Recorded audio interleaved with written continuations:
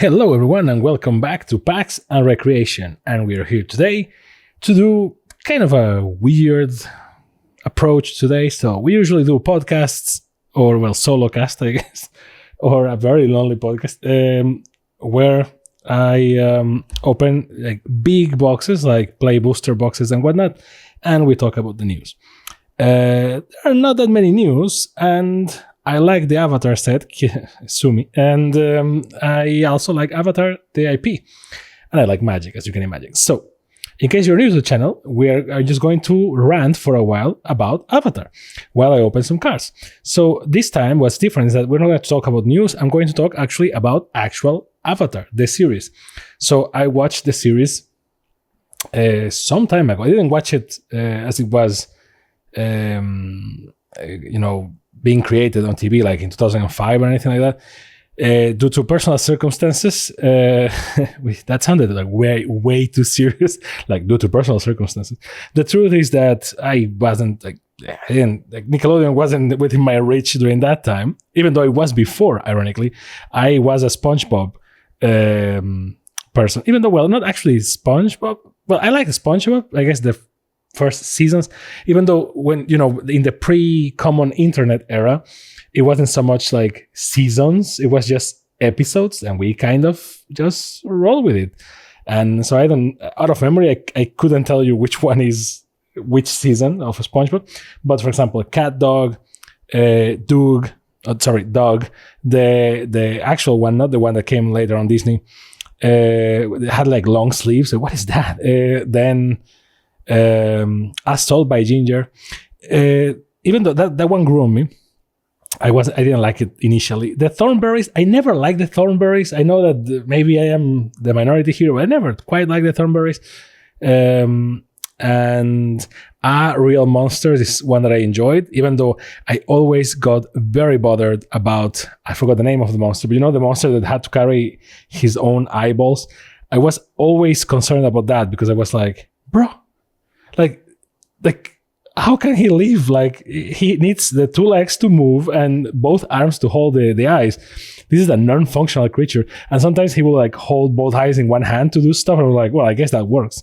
But in some episodes they put something on him that like the eyes will be there. I was like, yes, or just put the eyes on his mouth or something. I don't know. I was way too concerned. Then you had like the purple bunny that I never understood why that was supposed to be scary, but unless you have a phobia of Nesquik or something. But to the point, like Rugrats and Ren and Stimpy, all that stuff. I am from that generation, I guess, and I am from the generation. I disconnected from Nickelodeon, sadly, for better or worse, before Nickelodeon started to go like, you know what, we need continuity on shows. I remember that back in the day, one of the biggest, oh my god, moments was when you were seeing Rugrats and you will see Dylan or Kimmy, and you will be like, oh, this is after the movie 1 or after the movie 2. And that will be like, whoa, we're moving up in the story. But other than that, not much. So Avatar came out, and it was a great, a great show, but I didn't grow up with it. And then they started to go like full money. Like they got the Power Rangers for a while. Then they went to Disney, and then they came back, and now they are with Hasbro, which I also makes Magic the Gathering, so I'm waiting for that Power Rangers set, Hasbro. But I guess they're not releasing it because it's for kids, Power Rangers. Because now they make Power Rangers for babies, quite literally, like between ages like 3 and 7 or something. In my time, Power Rangers were to like ages up to 13 or 15, I guess. But okay. And in Japan, they are more hardcore, like the Super Sentai. So that's a different podcast. But basically, then they got the Ninja Turtles as well, and they did a 2012 version, which is pretty good. I liked it, and we're going to talk about that when we get to Ninja Turtles, which is actually in like 3 months or something. So, which is weird talking about Magic. But all this to say, I didn't grow up with Avatar, and I saw it fairly recently. I think it was during the pandemic. I can't remember when it was. And as you know, time during the pandemic is like Dark Souls, is convoluted. So I remember the show, but I don't remember the nuances of the show.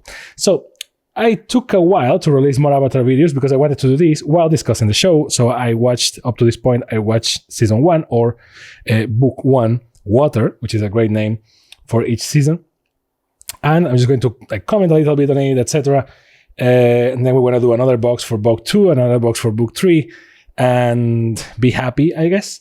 And I don't remember all the things, so if I miss something because it happens later, well, sorry. And if I misremember something, please correct me. With all that out of the way, let's open cardboard. So, people saying actual video starts in 5 minutes in.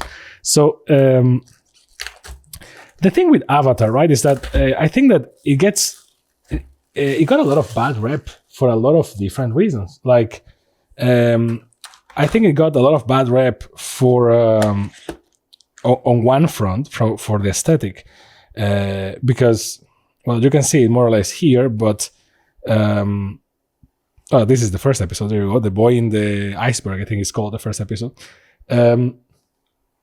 Because, well, the artists that Wizards hired, they did their versions of the Avatar art, and it's, I like it because it's like an approach. It's like not a copy-paste one, and that's why the special cards that have like the art from the screenshots from the show are kind of weird. By the way, one of the other reasons why I was holding to the videos is because I was waiting for my playmats and stuff for Avatar to arrive. They didn't. So we're using this playmat that is more or less Avatar Roku, but not really, because if I recall correctly, this is Urza. So see, in a way, this playmat is like the Avatar. It's the one that bridges the two worlds, magic and universes beyond. So I think that, to a degree, well, the Kyoshi Warriors, this is like the 4th episode or something like that. I think it's called like Warriors of Kyoshi or something.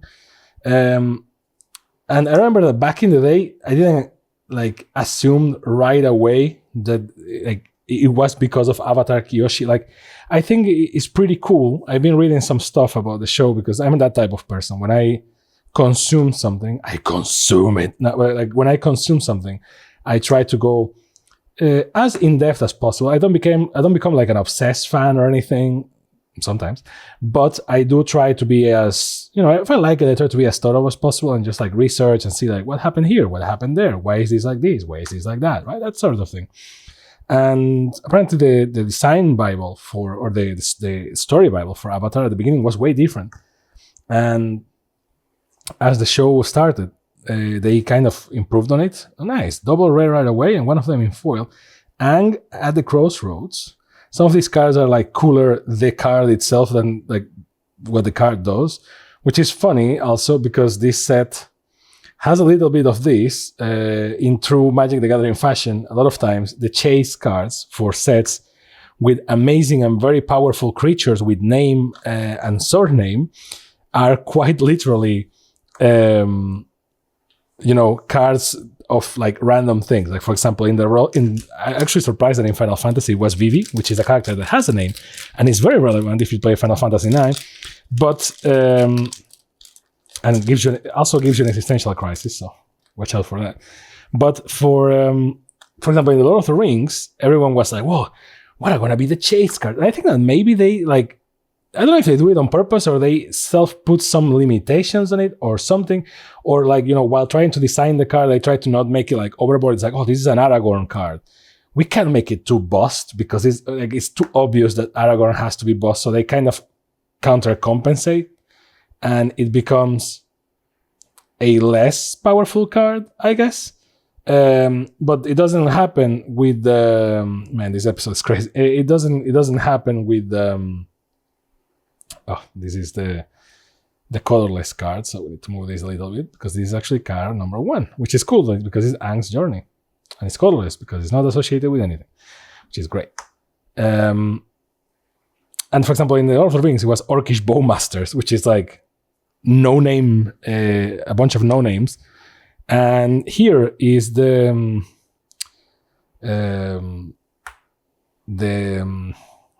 something, I forgot the name of the mole cub, right? Which is just a normal animal. Well, normal. But, now it's the chase card of this set, which is what it is. Oh, nice, Grand Grand. There is a lot to be said about Grand. Now, bear in mind, I like Avatar, I like it a lot, but I don't like it obsessively as I would like, I don't know, the TMNT or Neon Genesis Evangelion. Like, The I like it in the sense that like I'm watching it for a second time, which is weird for someone like me. But I try to watch the movie. That shit is horrible, and I kind of tried to watch the next of the show.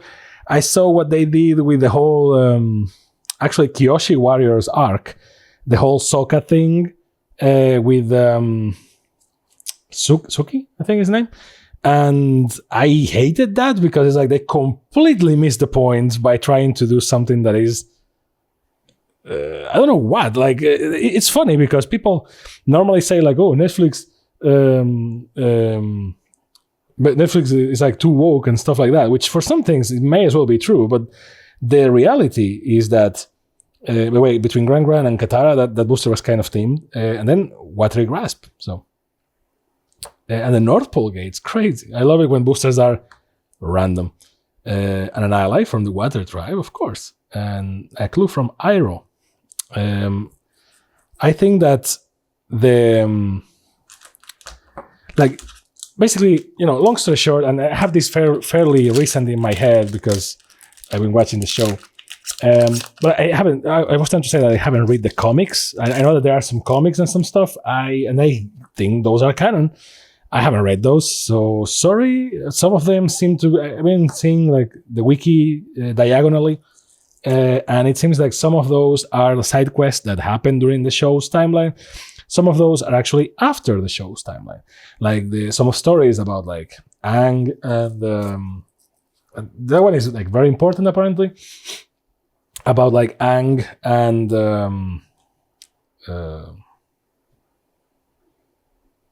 Zuko working together until they don't because of the colonies in the Earth Kingdom and whatnot. That's a very good story and a very interesting thing. I haven't read it. I just read like that it exists. So it's in my to-do list because I like that. It's kind of a very nuanced thing, right? It's a very serious topic about colonies and identity and keeping the nation separate is as good as it is bad, and there's a lot of discussions there about interesting stuff. I haven't read the comics for two reasons. Like, well, one, I'm not like as I said, I'm not like super duper mega. I'm not the best Avatar fan. I just like it a lot. And nice. And Momo was in the abandoned air temple, so that makes sense. Poor Momo, by the way. The poor thing had to be like alone. I don't know what he was doing. I guess he was around the temple, just eating stuff. I guess the boulder ready to rumble. I am mid season 2 or book 2, and I saw this episode not so long ago, and I love it that it's the boulder. I don't know if it was like an on the nose reference to the Rock, but with the context that we have nowadays regarding the Rock, is a lot funnier. So Kyoshi Village, which is connected to the Kyoshi Warriors and the episode that I was commenting. The whole thing, this is like, the 4th episode of the series. The whole thing is like, well, they go in there, that's one of the previous lives of the Avatar, which is a concept that I actually like a lot. I do find interesting how the previous incarnations of the Avatar kind of talk to Aang, but not that much, really. I don't remember what happens in season 3, so don't add me or add me, but like, it's like, it's like, well, like Roku is the only one at the beginning that kind of talks to him, and then Kyoshi kind of appears a little bit. And it's funny because I don't know if they go in depth about this in other stories, because I know that there is a lot of stuff about Kyoshi in other media, but the Avatar is like the same entity reincarnated.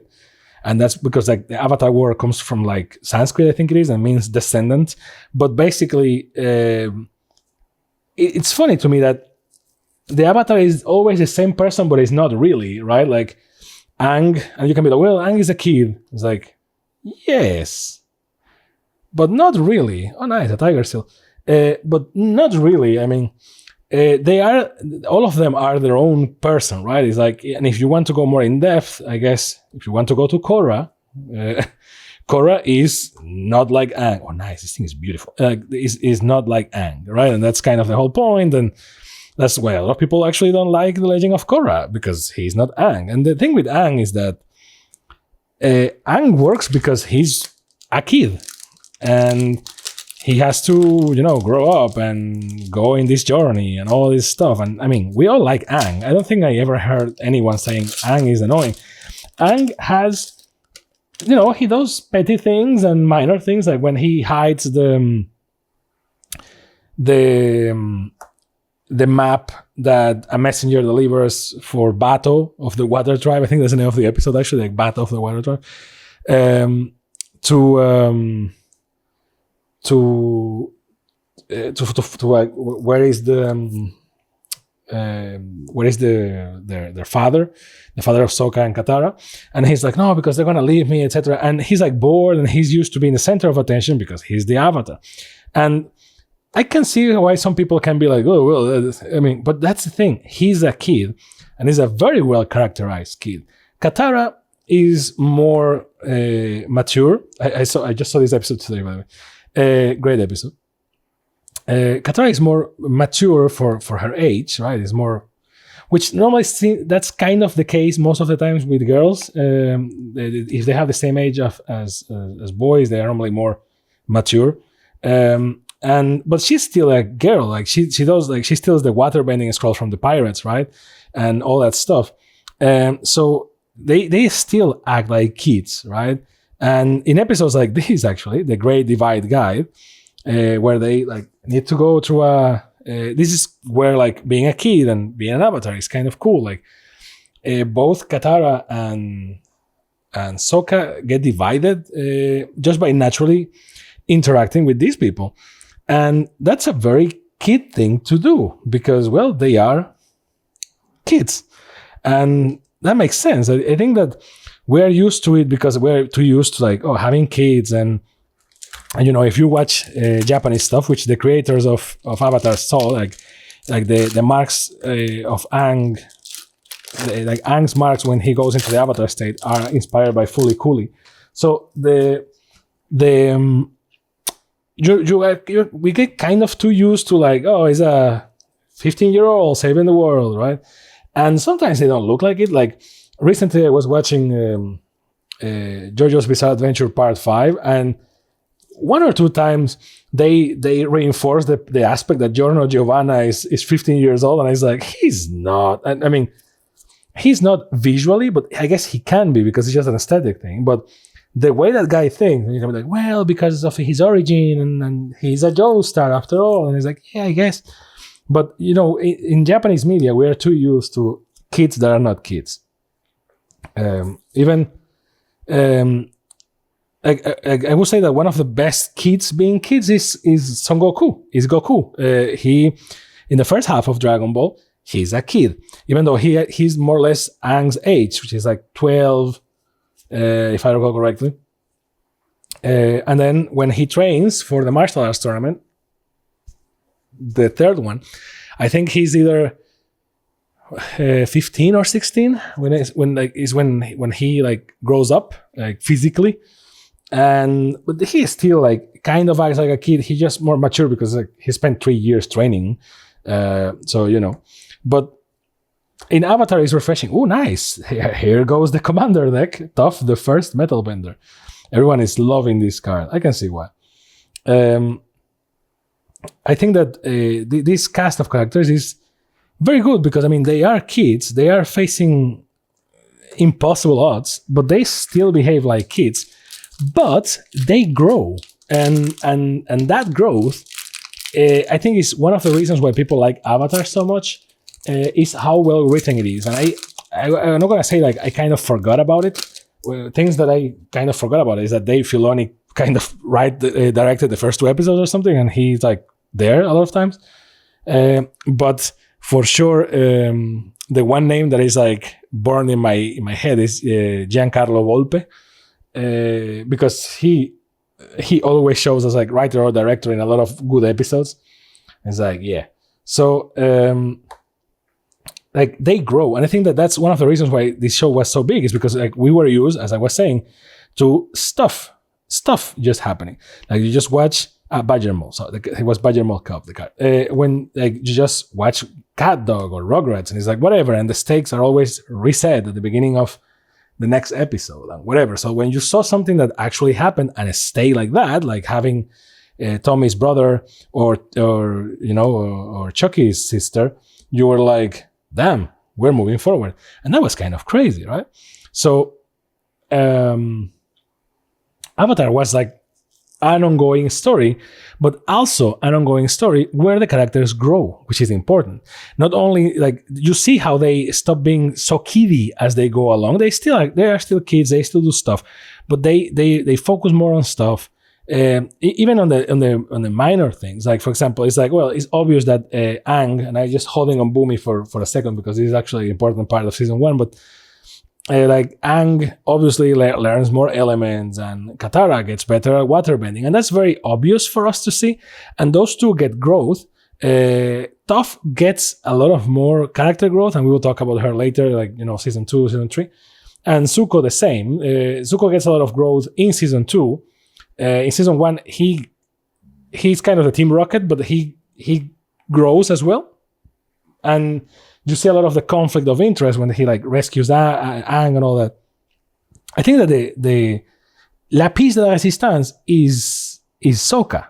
Sokka is where the money is in terms of character growth, because he's used a lot of times as a comedic relief, right? Like, oh, Sokka, hey, you're an idiot. He's not very smart. And he can bend, right? So this is a series where everyone wants to do and move air, water, earth, etc. And this guy doesn't. This guy has a boomerang, and that's kind of a running joke as well. And he is treated as an idiot. But you see that he's one of, if not the character that grows the most in the series. Like, and he goes from like even combat and strategy and thinking about stuff. He becomes a great warrior by the end, right? And like just in season 2, he's already like, he has multiple different weapons, and he already like leads investigations. Sometimes like comedically, like in the Avatar Day episode in season 2, but sometimes it's more like, oh, we should do it like this. We should go this way. We should. This is the best strategy to counterattack, etc. Like it's like, oh well, that's his role. He's a warrior, but they could just keep going with, oh, Sokka is an idiot, right? But they didn't, and that's the beauty of it. And the reuse of some characters is also great. Like Boomy, for example. And just before we forget, and that's why one of the reasons why I don't like the Netflix series is that. Sokka, when he begins, he's very boy-like. He's very like little boy-like, right? Like, oh, girls, cute, it has cuties, and like I'm a warrior, and girls can be warriors. Which that was 2005. At this day and age, is still as stupid as it was back then. It's like, well, girls can be whatever the hell they want to. It's not a matter of, and that's kind of the message of a lot of these things. Is like, and a lot of shows that we like is like, it's not about how.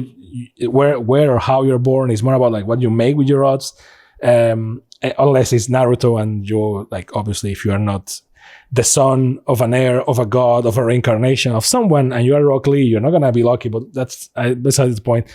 The thing is that the whole thing of episode 4 in Avatar was that Sokka was like, oh, girls, you girls can be real warriors, and he gets his ass handed to him, and then he kind of asked for forgiveness and says like, sorry, I want to learn, because his will to learn and to be better and to be a warrior is better, is more important than whatever stupid ego he had going for him. And he fully commits to it. He wears a kimono, he goes into it, and because he becomes he embraces that and goes full warrior. And actually the person that mocks him is Aang. It goes like when he sees like how Sokka is dressed. Like the message is there. The message is great. It's just like he went over his prejudices. He just went for it. And because of that, Suki looks at him in a different light. It's like, well, listen, this guy actually has the balls, right? Like it's not, he earned my respect by giving its all, which is a beautiful thing. It's great.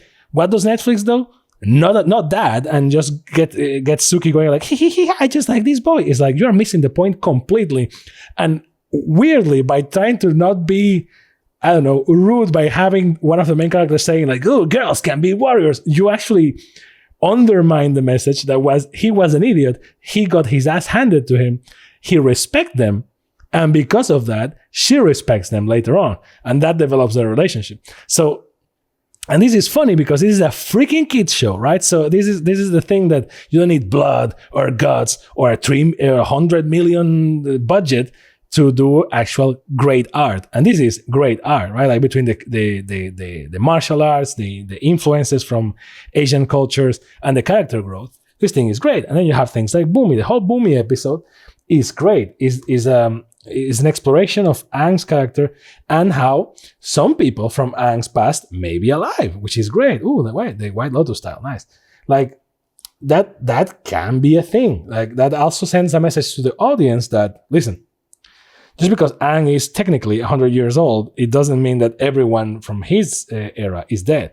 And also means that Aang can forget his past. Then they touch that when they touch the whole air temple scenario and all that. Like it's a show of it's a show of grace, which is very good. Again, it's a kids show, and I know that I say like it's a kids show, like we're expecting a kids show to be shit, which, well, a lot of people do, and a lot of best media is for kids. Like a lot of people cry with Bluey because, well, it's for kids, but not really. Like anyone can watch it. Like a great piece of media is one that can talk to you at different points of your life and still get to you because it's done with true love. Like it comes over the screen, the book, whatever the media, right? And I feel like Avatar is like that, and it's a show full of grace. Like just in the first season, Aang himself is very gray. Like he's like not completely sold on his thing, which makes sense because I mean he's a kid. You're supposed to be told that you're the Avatar at 16, and this poor guy got told at 12 because, well, a war was coming, so I guess we need the Avatar, which is a very shitty responsibility to put on the shoulders of a kid, but it is what it is. Now, you have a lot of like grievance. Like they go to the Southern Air Temple and everyone is dead. Like the message that every person that Aang ever met is dead is crazy. That's why I guess he's not expecting Boomy to be alive, but it also shows you another thing. That's like, it's great storytelling because it also shows you another thing. Like Aang knows these two of the air temples. So he traveled amongst air temples, and you can be like, well, they are the air nomads. That makes sense. But like also he had enough time to befriend someone like Boomy, who was in Omashu, right? So that sort of story building, that is things that get referenced, then Boomy will appear later again. And you can be like, well, okay, that's Boomy, that makes sense. The same thing with a lot of other things that appear on the show.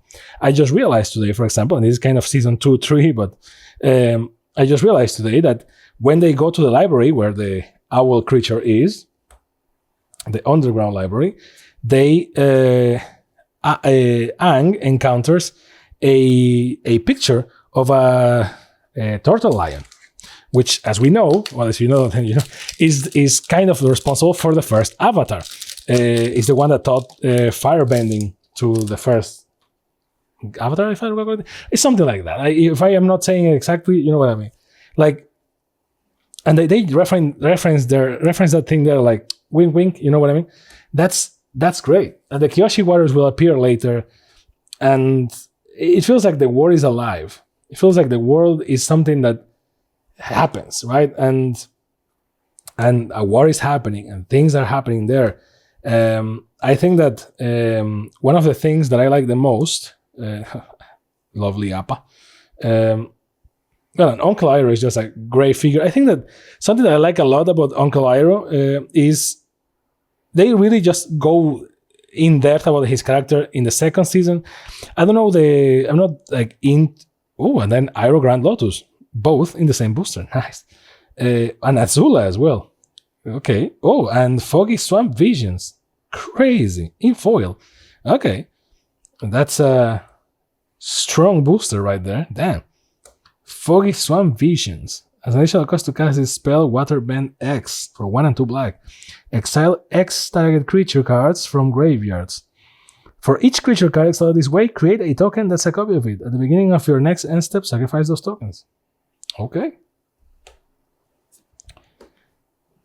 You end up with, and I don't know the story of the production of the show, so I don't know if it's, they thought maybe they only had one season and that's why it's written that way, and then they were like, well, I guess we have more seasons, and they kind of went more in detail.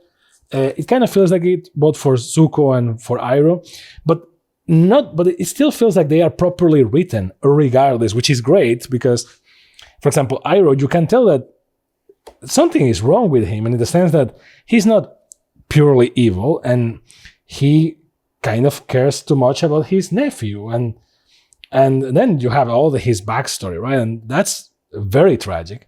Azula is actually around in the show.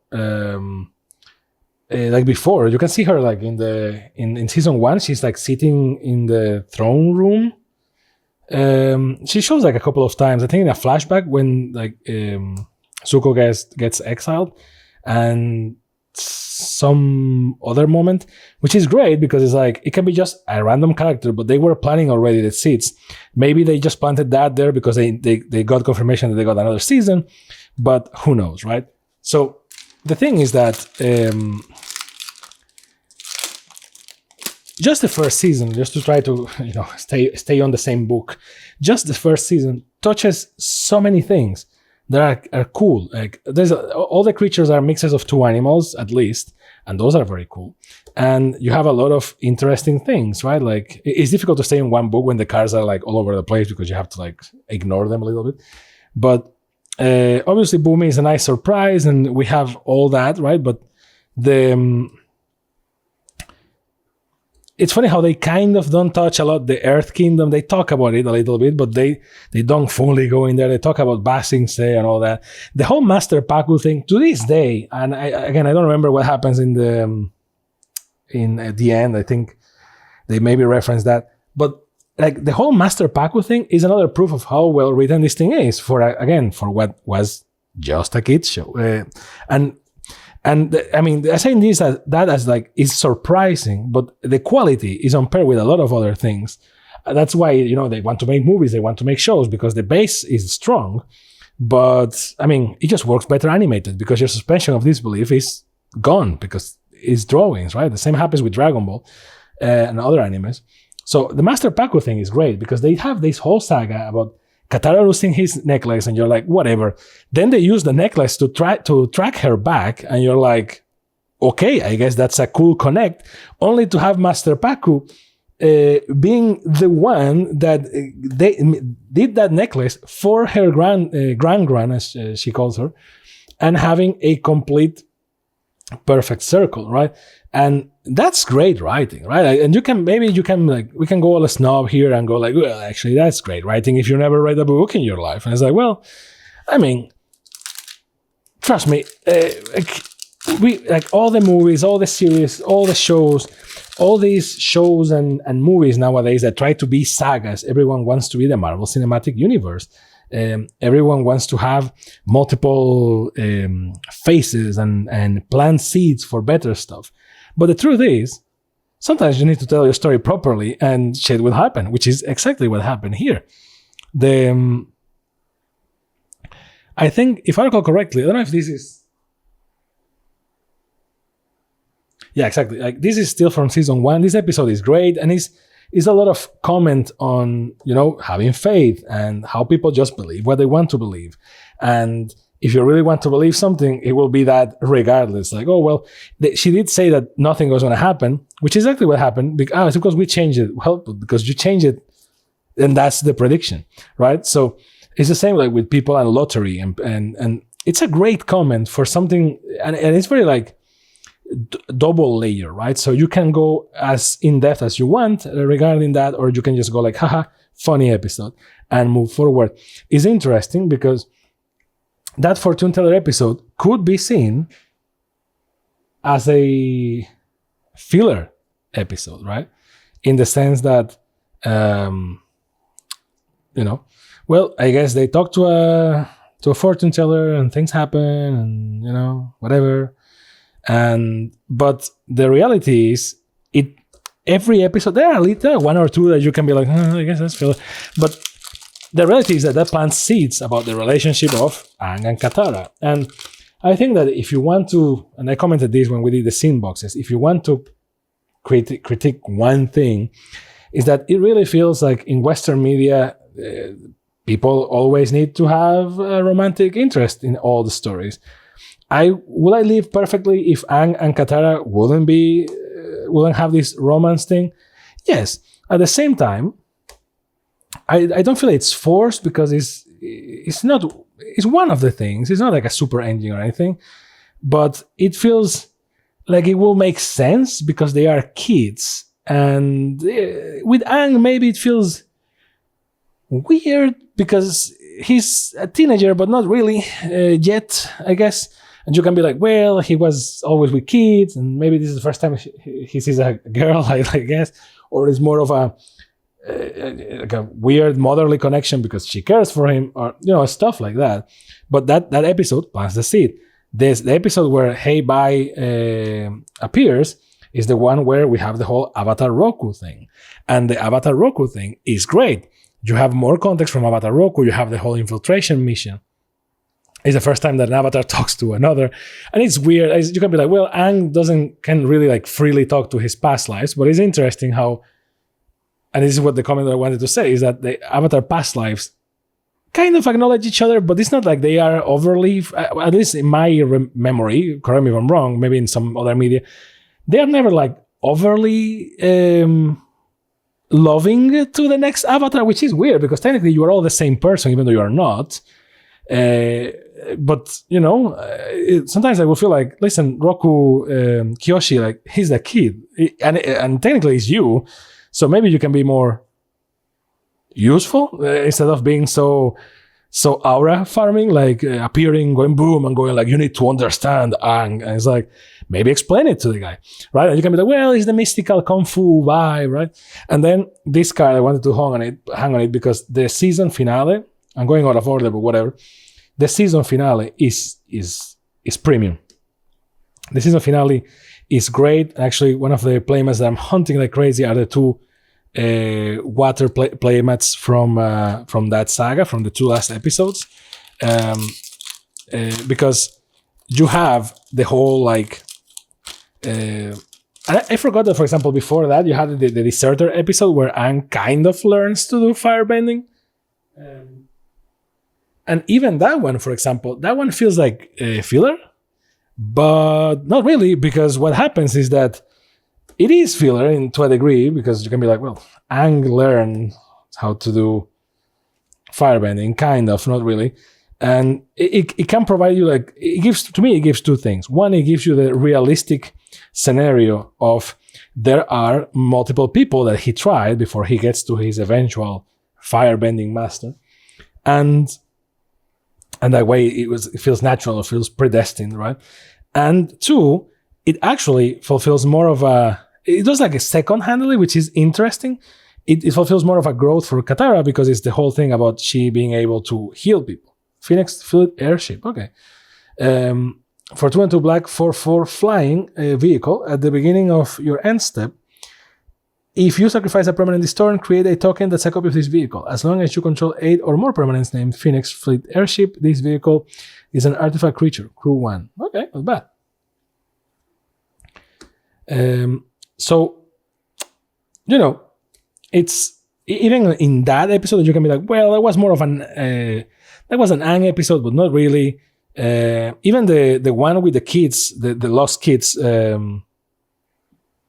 What's the name? It has the name of the kid that is very cool.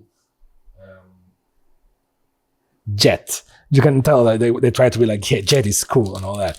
You have a lot of things there. That technically is a filler episode in the sense that it's well, they are the lost kids, from Peter Pan, and they are kind of resisting, but it's a lot of things. It's the end doesn't justify the means. Sometimes trying to there is such thing as trying to fight too hard. And not everything that shines is gold, because Katara was like, oh, I like this guy, etc. And it also showcases things about Sokka, for example. Sokka being like, no, I don't trust this guy, and my instincts and whatnot. And it's like, it cements something that becomes more and more apparent as things go, which is sometimes Sokka is right. Because, he also matures a little bit and stops being so like kiddie when he says like, but he matures, right? He becomes better. Which is kind of the theme. And again, grace, right? It's like, no, just because the Fire Nation is bad, it's like, well, not everyone in the Fire Nation. Also, killing innocent people just because you're fighting the Fire Nation, right? Which is something that happens not only in the first season, but in the show as a whole. Like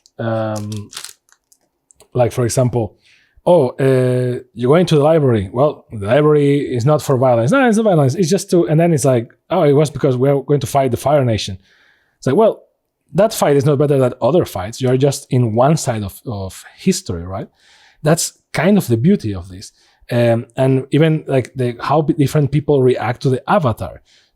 How some towns actually love the fuck out of him, and some others not so much. And then Jet comes back, by the way. Like some others are like, no, you did things here in your previous life. And how Aang deals with it and goes like, you know what? I will pay for my sins and stuff like that. Because it's like, we are the same person at the end of the day, even though we are not. And it all comes down in a beautiful finale. By the way, one thing that I kind of misremember, this is kind of a rambly podcast, but I didn't have it, like, it's not scripted. That's kind of the magic of it. Magic, get it? One thing that I was like, I didn't remember properly is I thought that in the same book, Water, they did, we started at the South Pole, we ended at the North Pole, but I thought that the Swamp Thing happened in the first one because waterbenders, but no, it's in the second one. So, was surprised about that. The finale is great, right? We have the whole necklace thing, how it carries over until that episode because of Master Paku and Jip and the whole shebang of that saga culminating there. But you have a lot of lordoms that are freaking great. Like, for example, waterbending gets its energy from the moon and firebending from the sun, which actually makes kind of scientific sense. Which is interesting, by the way, about talking about scientific stuff, because in the Fortune Teller episode, Sokka is my spirit animal in that episode, because he goes like, no, there's an explanation for everything. Nope. And he goes very scientific about all these things. And someone makes enough comment saying like, oh, well, you're going to say that you can explain why it rains. And he goes like, yes, science can actually explain that. And for a second, I was like, wait, how advanced are these people, right? Or maybe it's a misunderstanding on my side regarding for how long those humanity understand the water cycle and why it rains. Maybe it's a lot is older knowledge than what I give it credit for, or maybe it's just like a wink joke at the camera. It's more for whoever is watching, not necessarily something in universe. But I found it funny, and in this case, the whole scientific thing about the moon, like, yes, the moon is the one that creates the tides and the waves in the real world. So it makes sense that it's a kind of what gives strength to waterbending. And then it will be completely, well, it really is, because they put that goal when Aang meets with Roku, which is, well, when there is a comet, the firebenders get even more powerful. And the logic is kind of there. It's like a flaming rock and is a second source of fire, I guess. So I guess that works. And in the same logic, they say later then when an eclipse happens, they lose their power. And during the battle, in the end of season 1 or book 1, they say the same. So during the night, the waterbenders are stronger. During the day, the firebenders are stronger because, well, sun and moon. And that's lovely and great. And I can't believe they put the same card twice in the same booster. One of them in foil, I guess. And then they connected it to the yin yang. See the whole necklace thing, lovely. They connected to the yin yang and to the koi fish, and the whole thing about the moon and the is it the ocean or the sea? Wanted to be together, and so they assume a physical form, because that shit, number one, is lovely. Like, is based in real mythology. I love it. And then the whole thing about like even that girl is kind of planted. You're like, well, she has white hair, okay, but then it's like there's a reason for that. She's kind of like a vessel for the moon, which, if you really want to think about it, you can be like, she was either born dead, so she was never like the person that we know, that she was actually like a part of the soul of the moon, if you want to call it like that, which maybe is too much of an Evangelion reference, but whatever. Firelord Azula, great card. Or she was her own person, but part of her soul was the moon. I don't know. The thing is that when she gives back her soul, things go back to normal. But the whole concept is great. And then the little moments about, like, for example, Zuko can kill the Avatar, and that's a great thing, by the way. That's a great, I don't know if that was on purpose in this sense, but the fact that the bad guys can't kill the Avatar, it's justified right away, and it's lovely, because one thing that one always has to wonder about, kids shows and stuff like that is, well, you want Pikachu, right, Team Rocket? Why don't you just kill Ash, right? It's like, and there is never a good answer for that, besides things like it's a kids show, or, well, they are really not evil, right? So they don't really want to kill anyone, but it feels stupid. And in a show like Avatar, it feels like that as well. But actually, they kind of address that very fast in the show, and they say, well, we can't kill him, because if we kill him, he gets to be reborn again, and then we have to hunt for him again. So the best thing that we can do is capture him. And that's for the Fire Nation as a whole, but for Zuko in particular, he needs to bring him to his dad.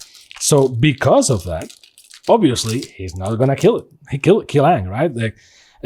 Because and that gives great moments like that. And then you have the counter moments, like Zuko was in the snow in the season finale, and Aang is like, no, I'm not gonna leave him there, because, well, And I also like that Zuko takes a long time to turn, right? To become good, to do a heel turn.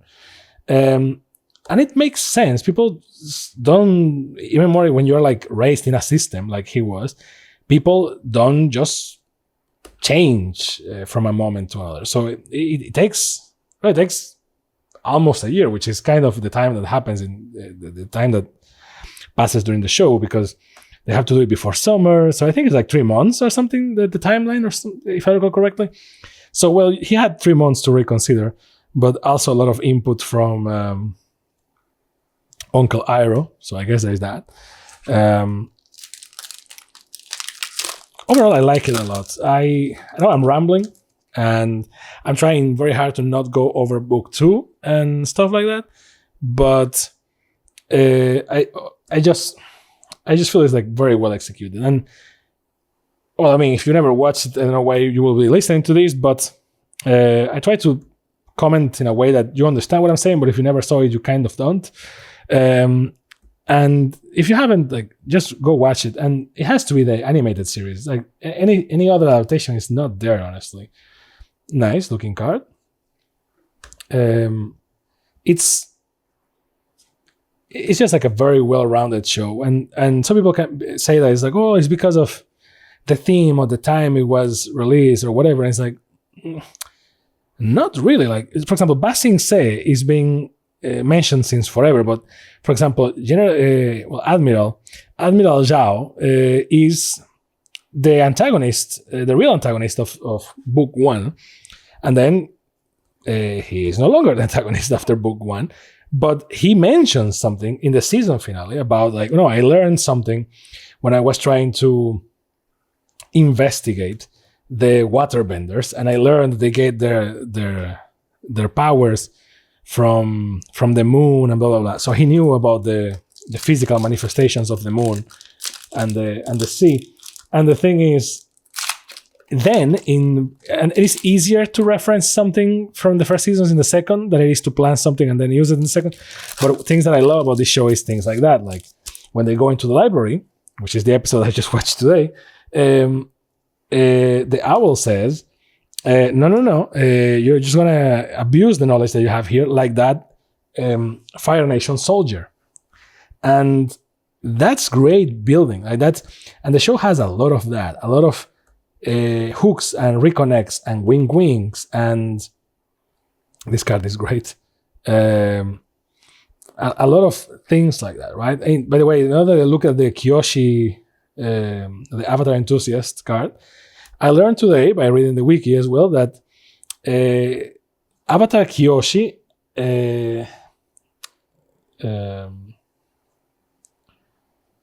Roku, and Aang, all three of them lived on an island that they created. I know that maybe you want peace because you're the Avatar and a lot of people want to kill you or whatever, but that's kind of a little egocentrical, right? I mean, it's like, nah, I want to be alone and just create an island. I guess if you can, you can, but kind of weird, don't get me wrong. And well, I don't know what else to say about season 1, really. Like, let me see if I'm missing something about some episode or something. Well, actually, there's 2 episodes that I want to talk about. I think those are the only 2 3 that I haven't touched. So there's the Blue Spirit one. That's great. The persona that Zuko creates for that, and how he saves Aang. That's great. He creates a basis. Obviously, it's in self-interest, but then he will use that persona for a lot of things, and that's very good use of it. But the 2 episodes that I like a lot are The Great Divide, which is kind of filler, and I think it's the one that I can call filler the most, in the sense that it's the one with the gap in the middle, the canyon that they have to use an earthbender, but the earthbender gets hurt, and they're like, well, I guess we'll take you. And it's like 2 tribes or 2 people that don't like each other because of a historical conflict. And I mean, it's fun to understand the characters a little bit, but it's like nothing too super serious happens there. So it kind of feels a little bit filler-esque. But one thing that I like a lot is the ending when Aang basically tells them like, no, that's not what happened. This is what happened. Trust me, I was there. And you as the Ozai, the Phoenix King. 2 black, 2 red, 7/7 human noble. Trample, firebending 4, and haste. If you will lose unspent mana, that mana becomes red instead. Ozai has flying and indestructible as long as you have 6 or more unspent mana. Damn. And trusty boomerang. So Aang goes like, no, that's not what happened. And you as the viewer, you're like, well, I mean, he was there, and we already had the Boomy story and whatnot, so we believe that things happen during Aang's lifetime, right? And then they ask him, and he's like, no, that didn't happen, I just made it up. But now they will be friendly to each other. And even though the episode, if I recall correctly, maybe I'm missing something, but it's kind of filler in the sense that, nothing too significant happens. To me, that's a very good and important character moment for Aang, because it's like, he's tricky. Like, he's good, but he's not like lawful good. He's not like dumb good, right? He's like, he's good. If I need to make something that is unconventional for good things to happen, I will take it. That's also why he was like, well, Katara stole the waterbending scroll. I guess. Like he's kind of he's more of a trickster in that sense. And that's good, not only because he's a kid, but and then for his some visions again, but also because it's part of his character, and he's willing to do weird things as long as it is good for everyone, right? And he does that more times along the way. And I think that the last one that I want to touch, we have 3 boosters to go, so I have time, is the episode, like, it's called The Storm. That episode is great because that episode starts like it's going to be filler. And it's weird because, well, the concept of filler in a show that, is not adapting anything doesn't exist. Every episode is a relevant episode because they made it. Now, it can be that you create filler in the literal sense of, like, you don't want to use all your moves before, like, you got contracted for, I don't know, you get like signed for 20 episodes and you're like, I don't know how to do 20 episodes of this, or you get like, this card is great because it's a haiku and is a haiku, or you get a second season and you're like, well, we need to stretch it, and you can create like filler things, I guess. But the episode, Avatar Aang, and the episode, so we get Avatar Aang and Firelord Ozai, and they're ready to fight. We can build commander decks with this. So Avatar Aang is 4 colors, red, green, white, and blue. A human avatar ally for 4, flying, firebending 2. Whenever you waterbend, earthbend, firebend, or airbend, draw a card. Then if you have done all 4, this turn transform Avatar Aang. And he transforms into Aang, Master of Elements, which actually has black, so he is a 5-color commander. Flying, spells you cast cost Wooburg less to cast. At the beginning of each upkeep, you may transform Avatar, Master of Elements. If you do, you gain 4 life, draw 4 cards, put 4 +1/+1 counters on him, and he deals 4 damage to each opponent. So you're supposed to be switching back and forth between Avatar state and not. Funny enough, it doesn't have any counter here that if you get killed during Avatar state, something happens, but whatever. The Spirit Oasis, great, lovely, amazing. And that episode is The Storm. So the episode that is kind of filler, but not really, is The Storm. That episode starts with, there's going to be a storm, and get ready, and it's like, and it's actually the basis because they get into a cave.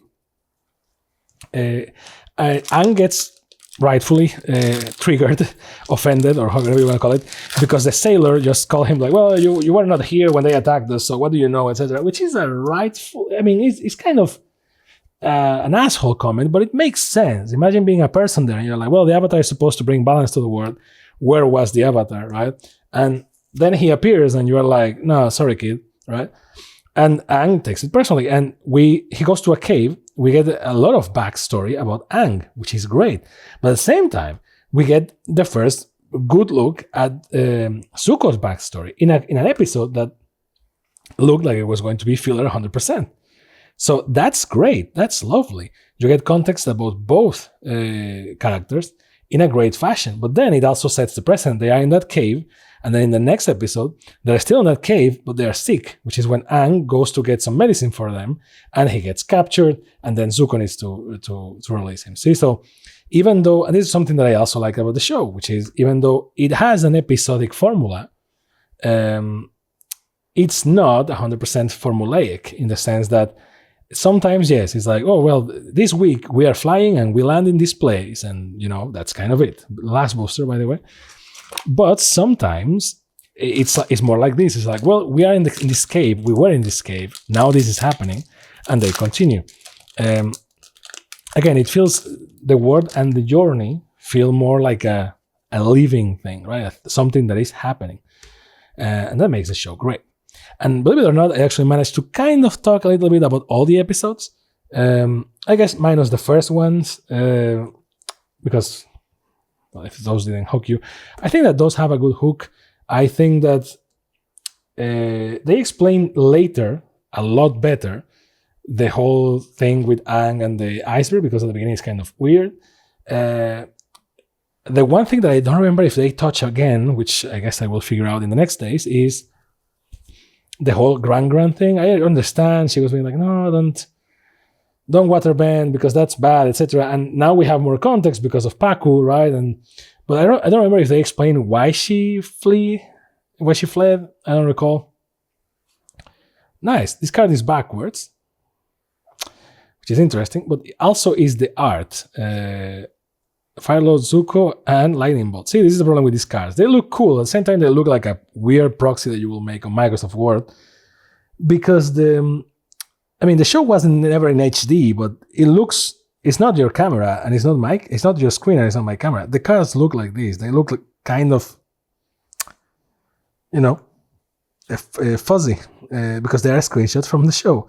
And sometimes not very good ones. This one is okay.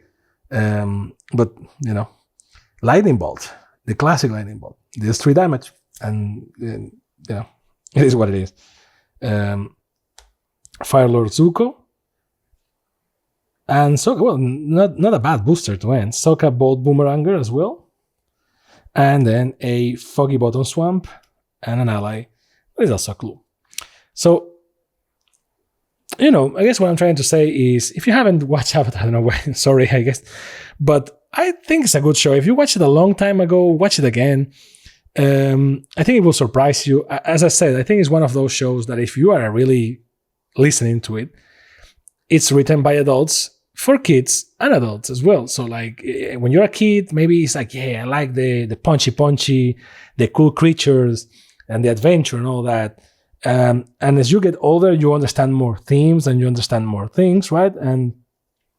And different things resonate with you, right? Like I can see, I thankfully never had to go through the loss that Iroh went, but as an older person, I understand it better. And, I hope not, but I guess that if someone watches that and went through something similar, that's a very, very, very powerful moment.